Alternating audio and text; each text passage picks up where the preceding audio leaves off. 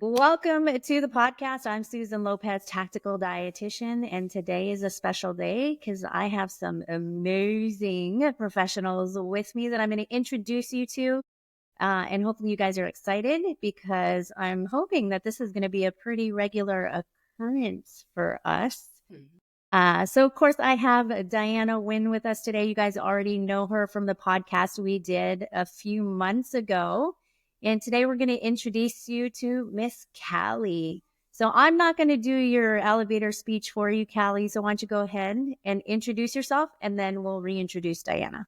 Yeah, super pumped to be here. I love chatting with both of you guys, as you know, so excited to get on the call. But for those who are listening in, my name's Callie Roseland, and I am a sports dietitian. I'm the owner of Fueling Upward, and that is my private practice.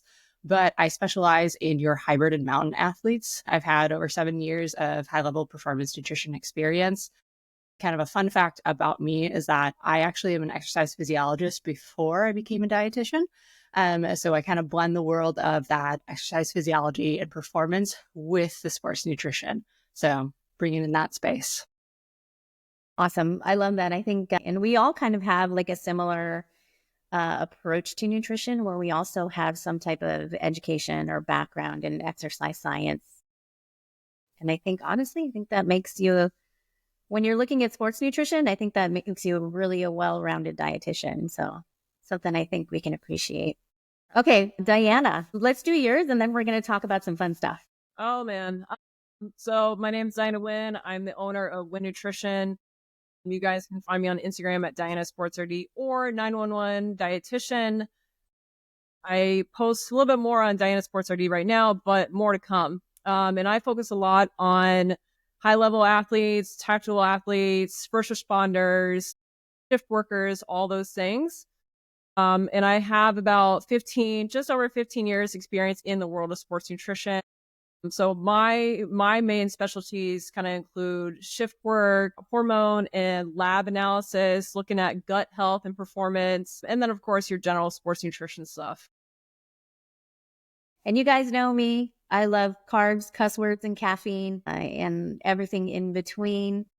So just to get this started off on kind of like a fun note, let's kind of do like some dirty dietitian secret stuff. So guilty pleasure food.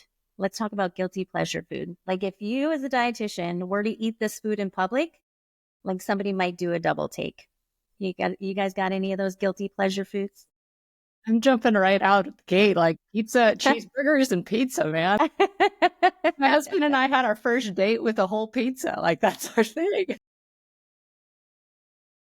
Yeah, it's sad that pizza gets a bad rap, but yeah, like New York style barbecue chicken pizza is my jam. We get it probably at least once every other week in this house. The kids love it. Our family loves it. That's probably one of those guilty pleasures that just gets demonized, and dietitians get a lot of dirty looks when we eat it. Yeah, definitely. I'm a pizza person myself. I think we probably go out for pizza like once a month. And we love pizza so much that I actually buy like non bread and we make like homemade non bread pizzas in the house probably at least twice a week. That is, yeah. Yeah, it's great. My son will sometimes take like little leftovers in his lunchbox as well, too. So we're big pizza fans here. I would say like my dirty little secret is probably honestly energy drinks. Like I probably have an energy drink like once a week. Yeah. Which one? Uh yeah, so I usually my go-to is Celsius. Yeah, I'll do like a Celsius. Like I tell the people I work with, I tell them I was like, look, if you see me walk in with an energy drink in my hand, you should probably just like give me like the first hour of the day. Like there's probably something serious going on. I don't really drink too frequently, but energy drinks are kind of like my vice, like once a week at Yeah, least. definitely on road trips. I'm not opposed to, hey, do what you need to do. Mm-hmm. I know I probably shouldn't be promoting that as a dietitian. Oh, the dietitian drinks them. Yeah, I'm just the coffee. Being in the PNW, I am a coffee snob through and through. And even on road trips, That is something that I will physically go out of my way to not drink a gas station coffee or an energy drink. I will find a good Americano just to sit in my car. I know that makes me sound so bougie, but that is like my one thing. Hey, there's plenty of research to back up the benefits of coffee. Right? Yeah, for sure. Awesome. So pizza pretty much for everybody. Yeah, I Yeah. think that's a good one. Yeah, my favorite is when you go out to eat with someone. They're like, should you be eating that? Yeah, so judgmental. Mind Oh, your business. Mind your business. Yes. All right, cool. Well, I guess we should talk about some nutrition related stuff for the audience now. What are some myths? What are some personal approaches that we take towards nutrition? And maybe talk a little bit about some maybe over or underrated kind of nutrition stuff as we kind of close out the end. So I think nutrition myths, that's always an interesting one. What are some interesting nutrition myths you feel like you guys have heard that just continues to perpetuate? Someone asked me the other day about the hydrogen water. These things kind of come around in waves, and there's some people who jump on the trends immediately before the science is there. So this is just one example, and basically I did a little lit review on hydrogen water. It's really expensive water, guys. And there might be some benefits, but the mechanisms are still, we need to tease them out. And to be honest, a lot of the studies that I saw were saying, they had folks drinking 1.5 liters plus of water. And if you're doing that, you're going to feel better because every cell in your body contains water, and you need water to detoxify your body, hydrate your brain. So just drink water. You don't need to spend $250 on a hydrogen water bottle. Yeah, and really for kind of everybody listening, like what are they trying to promote here? Like what are they saying the hydrogen water does? They're saying it helps with detoxification or helps reduce oxidative stress. Just because they modify the water molecule. So mostly with that, it has wild claims like helping to decrease rate of disease, helps to improve recovery from athletic events. But water does the exact same thing. Yeah. Do you guys remember when like alkaline water was also Mm-hmm. Oh yeah. sort of a big Yep. thing? I still have some guys that come around and are talking about alkaline water. So I haven't had it much lately. Yeah. It also tastes like crap. Have you guys tasted alkaline? No, seriously, have you tasted alkaline water? It does not taste good. No, there's a couple of, I know I've picked up a bottle of like pH water in the past just because that's what was available.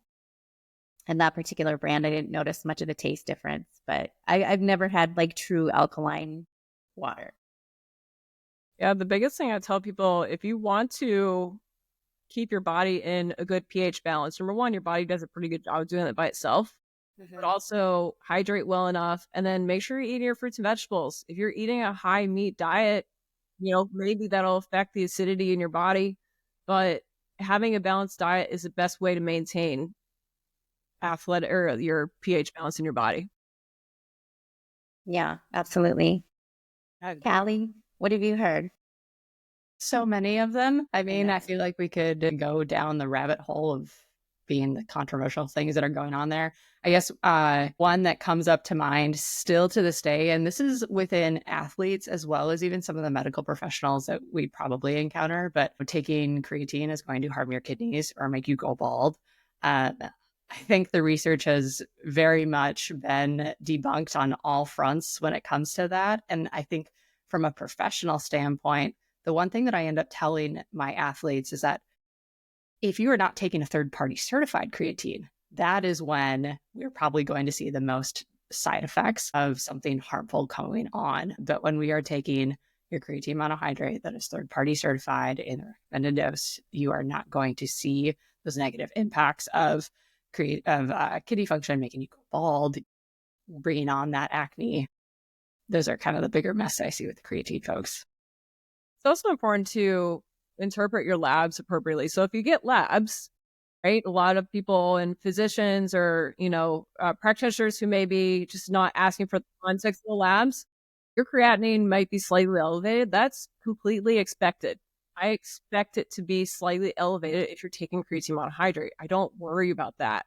That's when it's my job to ask you, hey, are you supplementing creatine? Yes. Okay, good. If no other labs are elevated to indicate altered kidney function, I'm not worried. Correct. 100%. Yeah, absolutely. Yep. Yeah, even after a heavy workout, you're going to see elevations potentially in your creatinine. Yes. I think people also, when we're looking at like kidney function, you have to remember that your GFR is a calculated value. And so when you're doing just a basic metabolic panel, if you're using your creatinine measurements and your GFR calculation, there's going to be some alteration there too. So I think it's worth like asking the question, right? If you're seeing those labs, of course, always talk to your physician, ask the questions. But also, it helps to get insight from somebody who's experienced in biochemical feedback for athletes or for somebody who takes supplementation. I think that's another one that I hear pretty frequently is, oh, my GFR was a little below 90. So my doctor told me that I needed to go off all supplementation and, the creatine was shutting my kidneys down. So you just have to be careful, I think, for sure, when you're talking to someone about your labs who doesn't necessarily understand your lifestyle.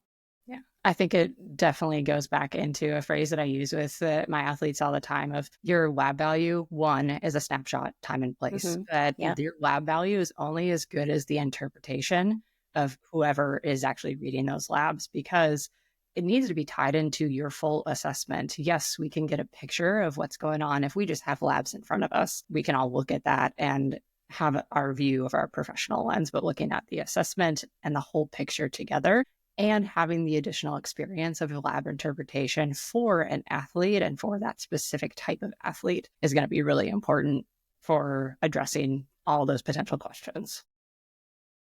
Yeah, absolutely. I think one that I hear really frequently too is protein intake. Like your body can only absorb this. I feel like this one has been around for decades. Yeah. And even with the new research coming out and with the recommendations for active individuals, it still just permeates even among dietitians who don't necessarily work with athletes or spend the majority of their time working in a clinical setting, even with, again, medical professionals. There's definitely I went to a chiropractor one time who told me that I was eating too much protein. Gotta love the chiropractor. Well, I don't always tell people what I do. If I'm going to see another medical person or clinical provider, like I don't always necessarily share what I do for a living. So, partly because I just don't want to get into a conversation about it, but also partly because I'm just curious what people are going to say to me. Oh my God. Yes. So you're not the person who's on the flight introducing yourself. Hi, I'm Susan Lopez. I'm a performance dietitian. Then you're stuck on the flight for however long the flight is. I don't talk to people on planes either. Like I'm headphones in. I've worn my headphones through an entire flight dead, simply because I wanted to send the message that I don't want to interact with you. So, but yeah, I've heard some crazy things from some other like physical therapy. I've done physical therapy a few times in my life, but the protein one, that your body can only use and absorb 30 grams of protein at a time is one I feel like I still get asked at least twice a month, probably. So I think we should break that one down for sure. There was some recent research that came out. What was it? Within the last 6 months, wasn't it? It was last year. I'm pretty sure the one you're about to bring up was last year. Yeah, the one where they fed the active individuals, a small group, they fed them like 100 grams of protein post-workout. Yes. And they essentially, their muscle protein synthesis didn't drop off when they looked at their markers after ingesting that much protein. You guys know the history behind like how he developed that research study? Let's talk about it. Yeah, Tell us. Yeah. The researcher who authored that study, the primary researcher, he observed his students or a group of people at a barbecue, and he wanted to see how much meat they would consume. Now, if you guys think about when you've gone to a cookout yourselves, or maybe this has been you, do you stick to 3.5 ounces of a lean protein at your cookout. No, you're going to have wings. You're going to have sausage. You're going to have probably a burger or a hot dog. Maybe that's just the men in our lives. I don't know. And so he saw them eat this large quantity of protein, and it just kind of got him thinking, almost like a python. Obviously, we're not reptiles by any means, but when reptiles eat a meal, they eat a very large meal, then they don't eat for a long time. Now, we're very different from that, but kind of the same concept as what he was thinking about is, okay, if these people ate all this protein, are they going to absorb all of it? And that's kind of how it started. Yeah, I'm definitely not stopping at 3 ounces. That's super interesting. Yeah. When I go out for barbecue, like I'm going to eat like an entire plate. You know how you go for barbecue, they bring it out on the tray. You don't even get a plate, you get a tray of meat. Yeah. Yeah. It's like falling over. It's like a mountain of meat. Yeah. I mean, I think that this is a good one, and it continues to kind of perpetuate throughout our profession. I remember even early on in my career, I've been doing this for about 15 years. And I heard that when I first started. And that's the beauty and challenge that is the science of nutrition, is that it continues to evolve as we gain more information, as new research is published, we learn more. And what we see is that muscle protein synthesis steadily increases till you get to about 0.3, 0.4 grams per kilogram. So most people, that's about 30 grams. We'll just average that. And then once it gets to that, then it kind of plateaus. So there's no exponential increase. So if you were to eat 100 grams of protein, you're not going to exponentially grow muscle, right? Unless you're on steroids, which we're not doing that. So that's kind of where... That's a different episode. Yeah, that's a different one. Oh, I could go off on a whole tangent there, but we're not going to do that. So that's kind of where it came from. And then, but we know just with this most recent study, you do absorb the protein. It just takes longer. Yeah. Yeah. And you're using protein for more things in the body than just muscle, right? Every cell in your body is going to require some form of protein: hair, skin, nails, bone, right? And so I think a lot of times when we have those conversations around protein with athletes, it's really only ever about just muscle recovery. But there's a lot that protein is going to do for the body that doesn't necessarily directly impact lean muscle growth or maintenance. So I think sometimes we forget that. Yes. And just one more note on that too, because I can picture several of individual athletes that I've worked with in the past who may listen to this and hear like, I can eat 100 grams of protein at one time and be totally fine. We're not saying that you are now going to go crush 100 grams of protein throughout your day. And this is where the nuance of sports nutrition comes in and how we actually apply it in real life. Cool. We know that there is a higher upper threshold on protein digestion and absorption, but in real life, you are going to get so many more bang for bucks by spreading that protein intake throughout the day. And then as someone who specializes in gut health for athletes, I automatically go to, well, what's your digestive capacity? Because if you're not able to actually digest and absorb the food that you're eating, in particular protein, because let's say you're super stressed and your stomach acid is insufficient, like that's a whole other can of worms that we can open up in a later conversation.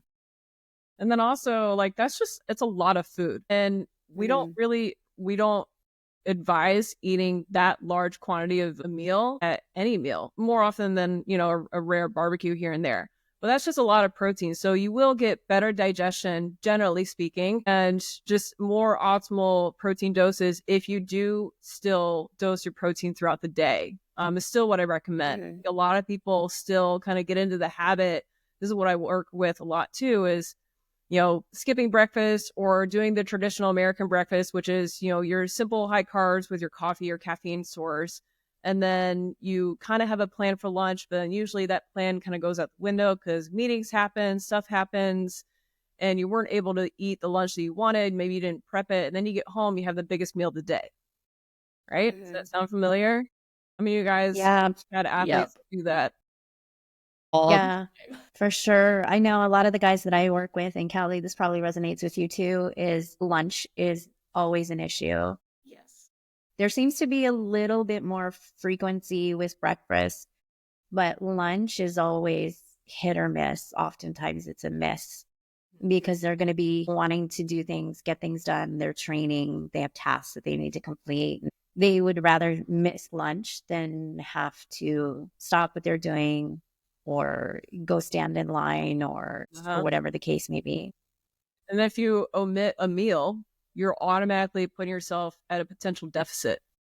Maybe, because each meal, let's just say you're getting 550 calories, you're getting roughly 30, 40 grams of protein. If you skip that, your body doesn't really have a checking savings account. You can't just save that pot of potential money and put it in your dinner and say, oh yeah, we're good to go. Because now if you have a big dinner, now you could be compromising your ability to go to sleep.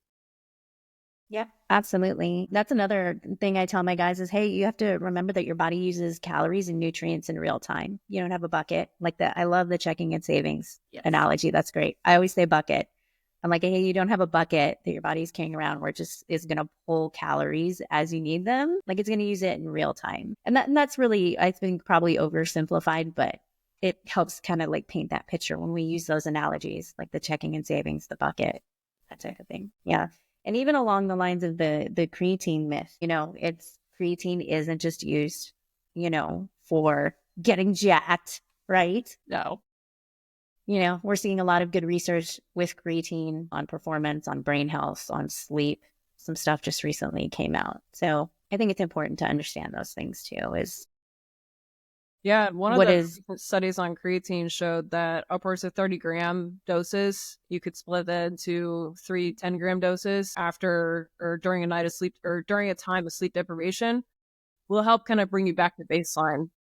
So that just shows that there are other options other than just over caffeination when you are sleep deprived, because it's going to happen, especially if you're a tactical athlete, first responder, you're going to have those nights or days. So other nutrients and strategies could be used to kind of get your brain back to more of a working order. Yeah, absolutely. I feel like we should almost do a episode in the future on just pre-workout.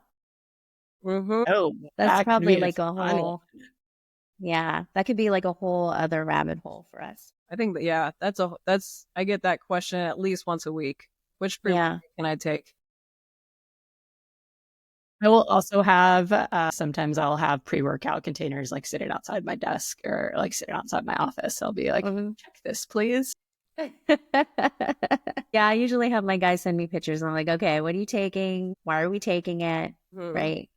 Without getting too far into it. I think pre-workout's very ritualistic, I think, for a lot of people. Yes, they love the caffeine, but I think it's also just part of that pre-workout routine. Yeah.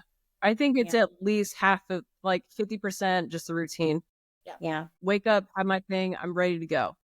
Yeah, absolutely. Okay. So I'm gonna veer us because we'll start going off on this tangent, and then I love all of those things though. My wheels are turning right now with things we're gonna talk about in the future.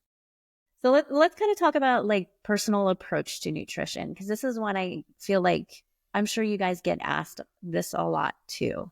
And this might be more of like a friends and family situation, but just like your personal approach to nutrition. What is your day-to-day nutrition look like? When we talk about like, hey, having balanced nutrition, like how are we kind of implementing that maybe in our own lives, our own performance plans, like in our own day-to-day? We have families, spouses, right? Like what does that look like in real life for us?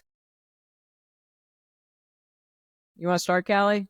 Yeah, I'm going through where I want to begin. Because I'm thinking of me as a dietitian, me as a spouse, me as an athlete myself. So, big into the endurance sports and mountain sports. Like I want to make sure that I am well fueled and well fed every day. One, to be a human, and two, to be an athlete. And the phrase that I use with a lot of my folks is like, you need to be a functioning human to be a functioning athlete or a functioning whatever. Put in whatever your goal is and what you're trying to do. And we overcomplicate things so much. And yes, we can have complicated nutrition things because we're all complicated individuals. But for me, kind of like how we function at our house, and I'm just talking day to day, like all of our meals, we talk about performance plates. So we have our carb, our color, and our protein. At bare bones, can my breakfast, lunch, and dinner have one of those three components. Cool, phenomenal. Am I going, every 3 to 4 hours, can I have a performance meal or a performance snack?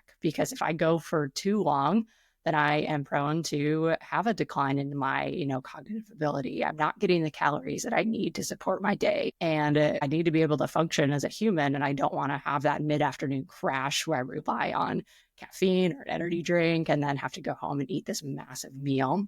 So I look at that simple meal timing and spacing. And then on just bare bones, hydration wise, I think even as a dietitian, I struggle with that sometimes. And it's making things accessible. We have to have the lowest barrier entry point possible and the biggest rocks out there. So for me, it's having I actually have a water bottle right here. I find that I drink more if I have a straw. So having those things accessible, I work through my day-to-day and find out where are my biggest gaps? Why is there a gap there? And what can I change? And then we start peeling back layers and adding on high-level performance and those different things. But at the day-to-day, if I'm not a functioning human, I for sure am not going to be a functioning athlete in any capacity. Yeah, that's definitely a lot of things that I try to do as well. And kind of when I explain globally what applies to everybody, I also apply to myself. So my big threes. So everybody needs 3 meals a day, right? Typically that looks like breakfast, lunch, and dinner. You could call it meal 1, 2, 3, depending on your schedule, whatever. Everybody needs roughly 3 food groups at each meal. So usually protein, complex carb, color, and then 3 to 4 hours apart. So you're getting intentional space between meals. And that also means that my meals need to be sufficient to get me to the next meal in 3 to 4 hours. So none of this bird grazing, because that's not going to satisfy you. You're going to be snacking all afternoon if you do that. But yeah, I always focus on protein forward with myself and our family. Is when I'm making menus, I always think about, okay, where's my protein? So meal prep, we'll say chicken or maybe some wild caught salmon that I picked up from the store. Okay, now I got my protein. Now I need a grain to go with that. So maybe I'll do roasted potatoes because the kids love the roasted potatoes. And then broccoli. Broccoli's always a hit in my house. I'm trying to diversify the vegetables with the kids, but you all know how it goes. I will not complain that they ask for their broccoli. So that's usually a staple in our family. I wake up super early for my job, and even though I wake up at 4:30 in the morning, I still start my day with protein. And if I don't have time to cook eggs, then I'll just do a protein shake, do my whey protein in a shaker bottle, and head to work. So always making sure that I get those meals, because one of the things I hear a lot is I don't have time. I get too busy, and just a little bit of thought and intention makes a big difference. The night before, as soon as I get back from work on one day, I start prepping for the next morning. Before I go to bed, my water bottle is already filled. My lunch is already packed. I just have to grab it in the morning, put it in my bag. I bring enough snacks to get me through the day, usually protein bars, maybe some chomped beef jerky, some fruits, some trail mix, things like that I can, that'll fuel my brain and fuel my workouts that I do that day. And really my weekends aren't too different. I stay on that kind of schedule where it's, breakfast, lunch, and dinner, focusing on protein forward, making sure I'm getting enough vegetables in my diet. And that's kind of the general theme. And I teach people that theme could be applied no matter where you are. So without overthinking and overcomplicating nutrition, right? Whenever you travel, pack snacks, pack food, pack like a dietitian. I'm like the little chipmunk when I travel. I have snacks everywhere. And then just kind of get on that cycle, know when lunch is and then know when dinner is, and just try not to overwhelm yourself with all the nuances and all the trends that are nutrition. Because what I just said, that's never going to change. It is what it is. Yeah, it's the boring, unsexy stuff that makes the difference, the day-to-day stuff. The description of having a system like you just went through, that's what that is. That's a system. And when people are complaining that, they can't stay on routine, they're not consistent, in my mind, I think, well, it's because you lack a system, right? So we do the same thing in our house. During the week, we get up at the same time. We get up at 4:30 in the morning. And the first thing we're doing after we get ready for the day is going to be food. My husband is prepping his meals for the day. He's making his breakfast. I get up and I make my breakfast, the kids' breakfast. I'm typically going to eat with him. My husband's usually gone for the day. And we all pack a lunch. Like I pack my son's school lunch, I pack my lunch. And the way that we manage it is by batch or doing like bulk cooking on the weekends. So we'll always have some type of cooked chicken in the fridge, some type of maybe cooked ground beef or ground turkey, depending on what we're going to eat that week. We actually keep canned salmon in the house so that we can go do like salmon poke bowls for dinners. And that doesn't require really any cooking at all because I've typically already got the rice made, or I have a couple of different rice makers where I can make a small batch of rice or a big batch of rice. And then we'll do the poke bowls. I've got my radishes, my cucumbers, my matchstick carrots, like my pickled stuff, like already in my fridge. And it takes me 15 minutes to make a poke bowl for dinner. Yeah, Yeah, I don't want to get home after a long day and stand in the kitchen for an hour. This is not like absolutely not. I'm not some high quality chef. I'm just a dietitian who can cook semi decently. You know what I mean? It's just Yeah. having that recipe, in your mind of like a protein, a carb, a vegetable, rinse and repeat wherever you go. It works. Yeah. It does. I think something else that I forgot to mention, because we also prep in bulk as well, but you don't have to prep all like 5 or 7 days in a row. Some folks makes it work. For us, we find in our home, we'll prep on Sunday, we'll prep for 3 days and do our lunches. And then we prep like an extra 2 days. But I think I have conversations on fresh versus frozen. And that's even like a myth right now of I can only eat fresh vegetables. And it's like, no, there's different nutrients that are going to be more readily available in the fresh form versus if they are cooked and frozen. And like frozen lives in our freezer. Like we always have bags of frozen vegetables in our freezer because it's those busy nights. It's those days where we just don't have time to prep. But it goes back to building that performance plate of a carb, a color, and a protein. Well, guess what? That is one way we can get cheap color that we don't have to prep or chop or wash as frequently. And it also makes it more versatile. So we can have multiple frozen options in our freezer that changes up that nutrition and changes up the variety.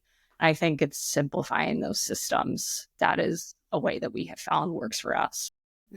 Don't get into a situation where it's like, oh, if I don't have fresh, I'm just not going to eat a vegetable. Quick story. I worked with an athlete, a college athlete who was following a diet that was recommended to him by a friend, a girlfriend, somebody, and it was very strict and it was very limiting. And he didn't need the diet. His body composition was great. He's performing really well, but he was like looking for that next 1%.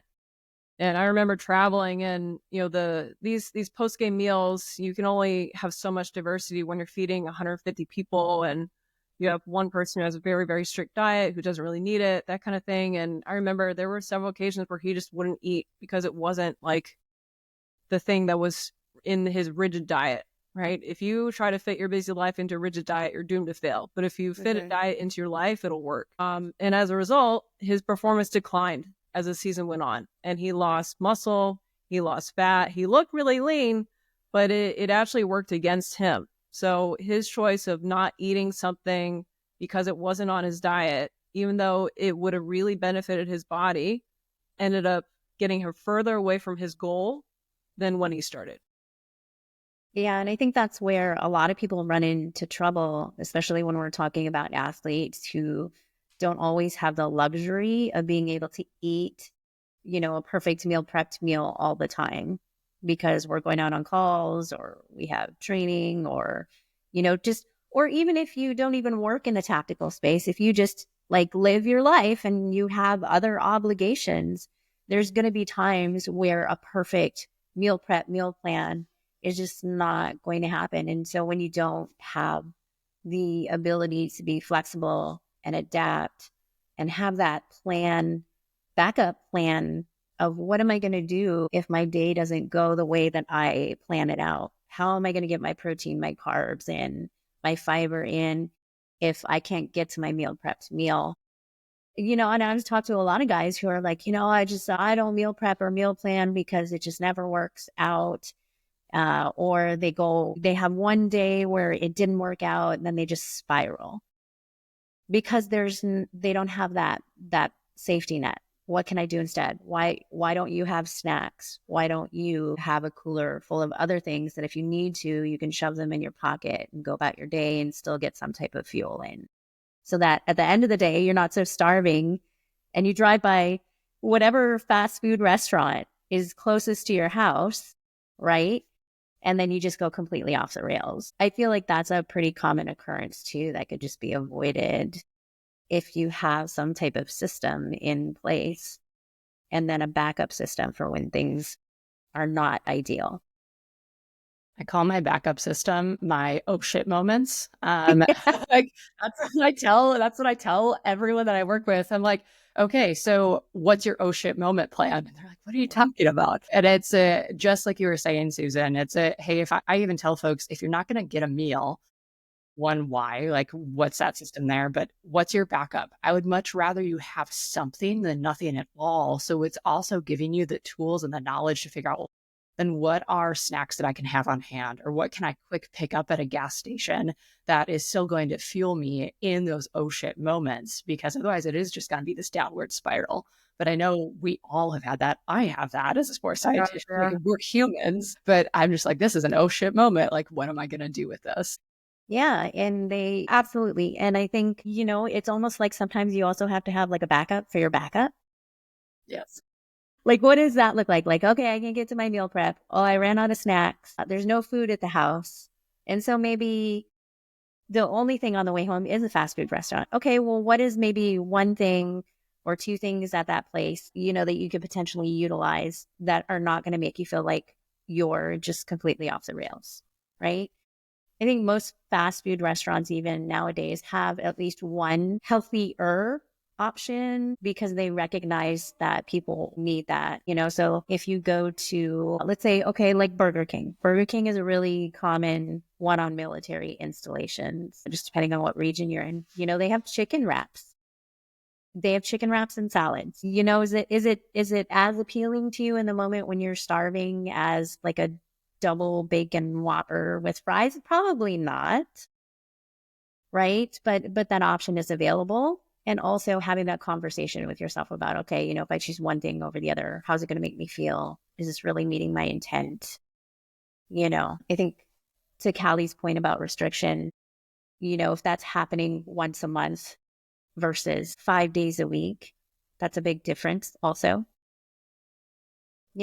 So I think, guys come in, they're like, oh, well, things didn't work out. And I'm like, what's your backup? And it's like deer in the headlights. So I think that's really just an important, at least a point that I always harp on. Yeah. And I think our society and just the stress level that we all are under, no matter who you are or who might be working with you, acknowledging that stress can impact you in many, many ways. And one of them, it impacts your food choices. It's kind of this perpetual cycle. You tend to crave more of those high fat, salty umami type flavors when you are stressed, when cortisol is high, which is your stress hormone. And that also can impact your sleep, which could impact your cortisol level more. So acknowledging that when you are stressed, your body's going to naturally gravitate towards these foods. I always kind of joke and say, hey, when it's a late night or when you're really stressed, nobody's like, let me get a salad. This is going to be great. Nobody craves a salad when you're stressed. You crave ice cream, you crave chips. Yeah. That is your body, your physiology, going back to being an exercise physiologist. That is a natural response. Recognizing that and knowing that that's going to happen will help you kind of set up these parameters to give you that oh shit backup plan. Having a protein bar, having a protein shake, packing appropriate snacks for you during the day so that you don't have to rush out to get the fastest thing that you can find, which if you're getting something that's really fast and close by, is probably going to be something like Burger King. But oh man, wouldn't it be great if you could just reach into that refrigerator that you have or your desk and find something that would be a suitable alternative? Yeah. And when you're getting that intake in every few hours and you're eating more regularly, I think you're going to also find that your cravings for certain foods, right, like they diminish. I find that happens a lot with the individuals I work with, is once they're actually eating enough and more routinely throughout the day, that they stop having cravings for certain types of foods. And they are also capable of being able to make better nutrition choices because they're not being convinced by their hunger that they need to take something or eat something that's not necessarily going to meet the intent of their goals. So, yeah, I think all of those things are important. So, like having the systems, having the backups, and not being overly restrictive. Yeah. Yeah, I think that's all good. So we just want you guys to eat. Yeah, can you just eat? And that's step one, right? Yes. Before we even talk about calories and macros and that supplementation, I just want to know, are you just eating enough? Mm-hmm. Right? Because if you're not eating enough to produce adequate hormones, adequate neurotransmitters, to produce all of the things that your body needs to keep it healthy, then there is no supplementation in the world, legal or illicit, that is going to really help you, right? Because now we're just attempting to band-aid things when really the answer is, that routine, right? What are you doing consistently first? Yeah, for sure. All right, awesome. Oh my gosh, we've already been talking for 45 minutes. We could probably do this all day. All right, so real quick, before we close out, let's do overrated, underrated. Okay. So I think what we're going to do here, let's turn it into a game. So I think what we should do is we should talk a little bit about a couple of topics. I wrote some down and I'm just going to name them off. And I want to hear from you guys, overrated or underrated. And we're going to keep it really short. Okay. So let's go. All right. All right. Are you guys ready? Okay. Overrated or underrated fasting? Can I say it depends? My mind is, I'm like, I use this as MNT in performance. I shoot from the hip. Social media has it being overrated. In a one-on-one individual setting, depending on the situation, working with someone who is trained, fasting can be a tool, but I think it's overrated based on how it's promoted right now. Yeah, you have to be careful if you are a high-level athlete who doesn't need to make any major body composition changes. Like, if you're doing it to detoxify, you're probably doing it for the wrong reason. You need to work with a provider who can really dive into what you're trying to achieve. Yeah, definitely overrated for me. There's very few situations in which I would recommend fasting, even if you're not necessarily a high-level athlete. If you're just an active individual, fasting is oftentimes done incorrectly. Yes. And even for weight loss, I don't think that it's necessarily going to give you the long-term benefits that you're hoping. So definitely overrated. Yeah. Probiotic supplements. So not probiotic foods, probiotic supplements. Overrated or underrated? Underrated. I think underrated as well. As someone who specializes in gut health for athletes, that is an underrated thing that I see, once again, people are misusing probiotics in the wrong way to support themselves. And one other way to look at that too is now, there's still so much to discover. And without getting too long-winded in it, we're discovering that certain strains of bacteria will help with certain conditions, right? So upper respiratory infections, traveler's diarrhea, there are certain strains that can be dosed in those circumstances to alleviate those symptoms. It's also important to note that if you're taking a probiotic, these are like transient bacteria. They're coming in, they're doing their thing, then they're going out. So they don't stay in your gut. They don't repopulate your gut if you stop taking the supplement.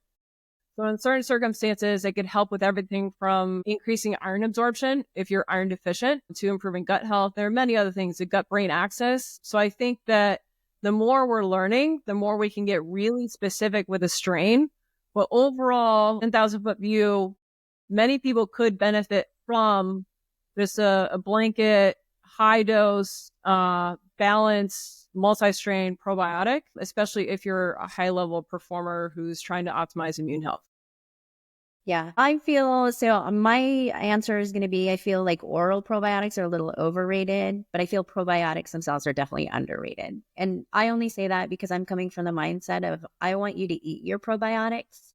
Ideally, if we need supplementation, totally understand that. There's definitely going to be instances, where if we're testing specific microbiota in the gut and we need to dose that. Yeah, absolutely.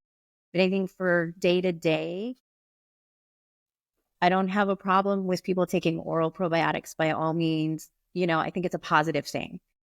But I want you to eat kimchi. I want you to eat sauerkraut. Yes. I want you to get fermented foods in your diet in that way. There's tons of literature to support, specifically like dairy probiotics, like kefir, Greek yogurt with probiotic strains. Like, absolutely, we want it to get it through your food as well. Yeah, Yeah. I think so. Okay. One more thing, Susan. Yeah. Do it. With the probiotics is going to drive me nuts. Maybe someone on here is like, they say I should take a multi-strain probiotic.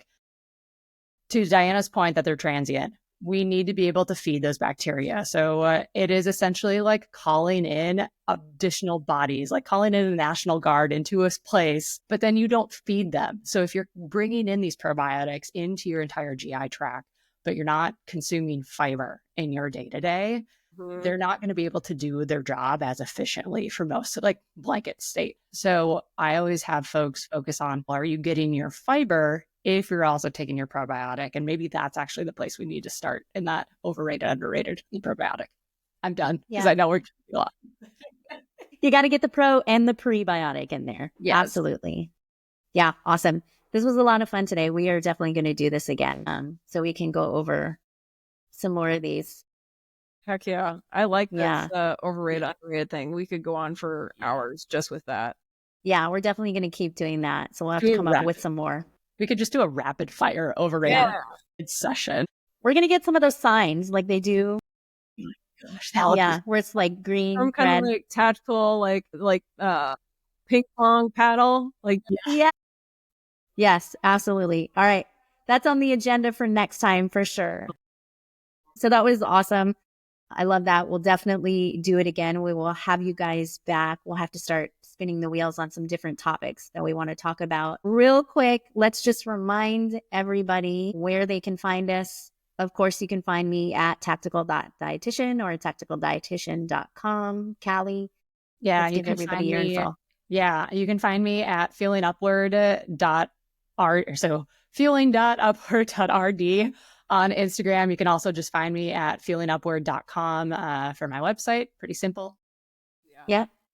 I don't have a website yet. Diana. I have Instagram. So at Diana Sports RD or at 911.dietitian. You guys can find me and can't wait to connect. Yeah. Awesome. All right. Thanks, guys. We'll see you next time. See ya. Thanks. All right. I'm going to hit stop recording and then just leave your browser